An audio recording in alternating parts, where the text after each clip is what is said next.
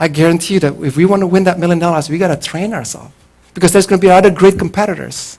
So we have to really, the greater the prize, the more self-control, the more discipline, the more training we will need. But church, they said that for them, it's a perishable crown. Even a gold medal, Olympic, the medal itself will eventually perish and tarnish. But God said we have an imperishable crown waiting. And so we as believers, as Christians, if anyone else, we should be the one that are most self-control in all things. But let me just give you some examples of some things that I believe we can take from the athletic world that we can relate for us as believers as well. Number one, I believe we need to self-control in our food consumption. Okay? An athlete usually don't take a lot of junk food, right? They usually probably want to eat something healthy with a lot of vitamins, a lot of, just good stuff. Not just pure calories with a lot of MSG and fat, stuff, oil, that kind of things. And as believers, we have to do the same thing, church. We have to control what we consume spiritually. Do not ever think that, we are beyond temptation.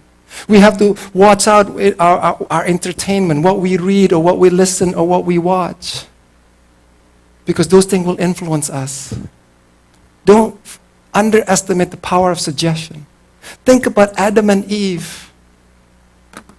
The serpent made a suggestion. The serpent twisted a few words. The serpent showed the apple or whatever fruit it was.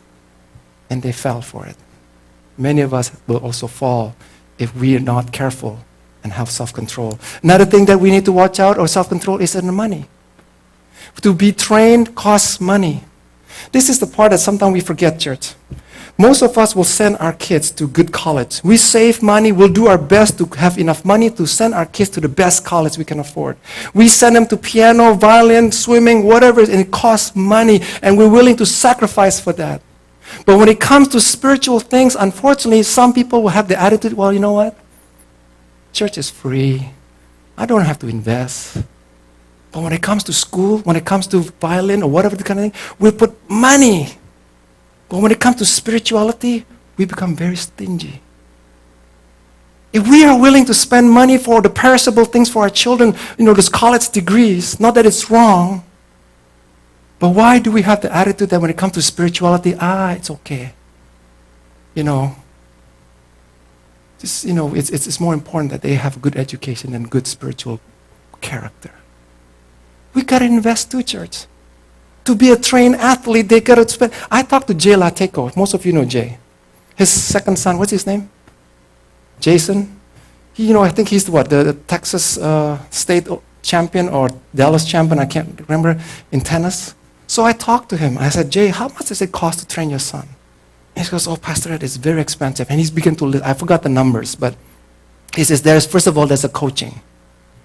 And then there's the equipment. They burn through their shoes almost every other week. I got to buy them new pair of shoes. Their racket string breaks almost every other day. Then there's the traveling from competition to competition. Then there's the hotel. There's the food. There's all these things. It's very expensive. But that's how much they're willing to commit because it's important to them. We want to be a great spiritual athlete. We got to be willing to invest in eternal things, and it may cost us money. Let's not forget that. Another one is time. Time is important, church, because time is something that we all have limited amount. We all have the same amount, 24/7, 7 days a week, 365, whether you're in China or in India, you have the same amount of time. But we don't know how much time we have left. We have to, again, prioritize. We have to have self-control how we use our time because we just never know. I believe it was John Calvin who said that with regards to life, we can plan long-term, but we need to live as if this is the last day. In other words, yes, we can plan what's going to be like for the church 1 year from now, 5 years from now. But when it comes to living, we need to live as if tomorrow might be the last day because we just never know if tomorrow is the last day. So don't procrastinate. If we need to love people, love them now. If we need to bless people, bless them. Don't wait and wait and wait because you never know. We might not get there at all. Lastly, when it comes to self-control, we need self-control with the type of people we hang out with or partner with. When you are in a game where it requires a teamwork, you got to select your people carefully. In life, we got to select our spouse very carefully. Because your spouse can make you or break you. Your spouse can either help you reach the finish line or it can hinder you from reaching the finish line. So again, we have to be careful in the partnership that we make in life because we need to run this race for life. When it comes to coaches, the same thing. We need great coaches. We need coaches who have experienced what we will experience, who can teach us about life. If you want a coach in the area of finance, maybe Warren Buffett would be a good person. If we need a coach in the area of technology, maybe innovation, maybe Steve Jobs would be a great guy to follow. If you're a soldier like Nanda, maybe General Petraeus would be a good person to copy or learn from. If you like home decor, maybe Martha Stewart will be a good coach for you to follow. If you like golf, then, well, Tiger Woods, at least before, okay? But church, when it comes to life, none of these people, although they're great in their own field, but it comes to life and finishing up our race, no one in this group, nobody can teach us because this is their first time. This is their first time for all of us. This is our first time in life. How many of us can say, hey, this is my third time around. I used to be a dog, a cat, now a man, okay? We can't. Nobody. All of us, this is our first time around in life. So that's why we need Jesus, because he said, I am the Alpha and the Omega. There's none before him and there's none after him. He knows it all. He knows it all. And that's why we need the Holy Spirit. We need him as our coach. We need him in our life. We need him in this church very much. We have to welcome the Holy Spirit and be sensitive to him. Well, let's take a look what Paul says again. Everyone who competes in a game exercises self-control. And I have to tell you that self-control, and I think you will agree with me, it's tough. It's tough in this world.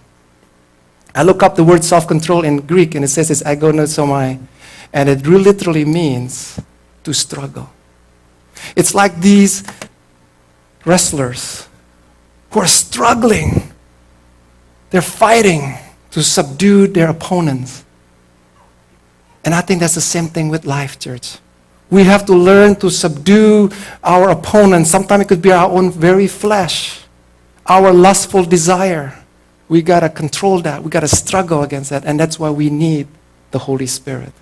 We need God because we can't do it on our own. Well, let's go to the last one then. How we may finish this amazing race well, as suggested or as advised by Paul. First, have a great attitude. Second, run with self-control. And lastly, he says, run with the focus. Run with the focus. He says in the last portion of the scripture, he says, therefore I run in such a way as not without aim. I box in such a way as not beating the air, but I discipline my body and make it my slave so that after I have preached the others, I myself will not be disqualified. He says that I will not, run as if I have no aim, I have no goal, I have no focus. As an individual, as a family, and as a church, we need a goal. But whether you call it a goal, or you want to call it a target, or you want to call it a vision, or an objective, or a mission statement, whatever you want to call it, they all have one thing in common. They all have one thing in common. If you want to reach your goal, if you want to reach and hit the target, or reach our objectives, they all have one thing in common, and that is we need focus. If you want to hit the target, you got to concentrate. You got to focus at the target. The Hebrew writer says it this way, and let us run with endurance the race that is set before us, fixing our eyes on Jesus, the author and perfecter of faith. Fixing our eyes on Jesus, church. And once again, I said to you earlier that the reason why we need to focus on Jesus, why our life have to, really have him in the really center of our church and our marriage and so on, is because, once again, he is the Alpha and the Omega. He is the same yesterday, today, and forever. It means that if we have him as our target, as our focus, he's not going to change because he's the same yesterday and forever. That means we're on solid ground. Because everything else on this earth that is man-made is flawed. It will change. new discoveries, or they realize that this theory is not right, or that one was wrong, and